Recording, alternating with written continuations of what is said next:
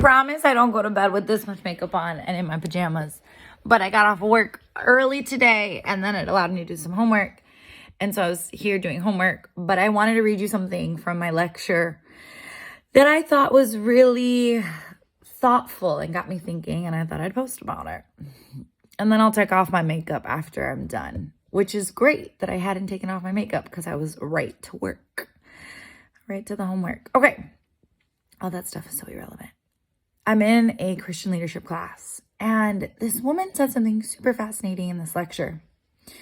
So my professor had like 2 guest speakers, but she said, so they were talking about, we're talking about a lot of things, the gap and the tension when you have a vision versus like where you're at now versus where you want to go and things of that nature.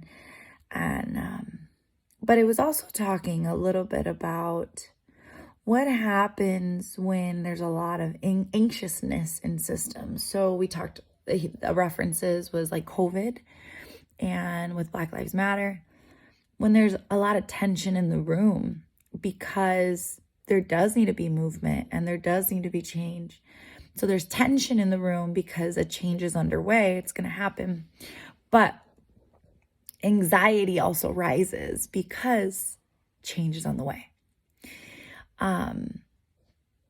So super, super fascinating. And so in our lecture, we talked a little bit about grief. And so, yeah, you want to walk alongside people, but you can't also become a punching bag when people are in process as they're trying to figure things out.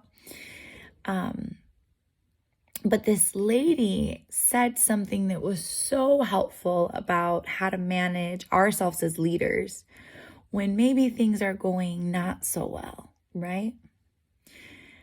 So if you're a pastor or any role, your leadership role, and then that person that like sabotages you or speaks negatively to you,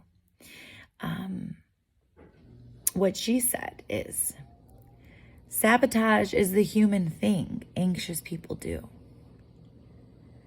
Sabotage is the human thing anxious people do. I don't know why. That felt like bars, like, whoa. And that type of perspective does put some empathy on, like you put some, you know what I mean? Like, wow, that's a really, really good thought. That if somebody's acting like a human who's anxious, who's stressed out, and now they're sabotaging you, whatever way that it looks like, right? Whether it's a negative email, triangulation, whatever. But sabotage is the human thing anxious people do. It's a reflection that other person has an anxious system or something's going on and they're having a hard time process it. Woo! And now as leaders, we still have to have boundaries and stuff like that. But that's really, really interesting, right? It's really, really, really, really interesting. And then it made me think of us. When we as people are anxious, how are we handling our anxiousness to process and do things so that we're not becoming bitter or sabotaging or using our power inappropriately? So fascinating. That's my thought for today from my leadership class. I hope it made sense, but thanks for watching. Toodles.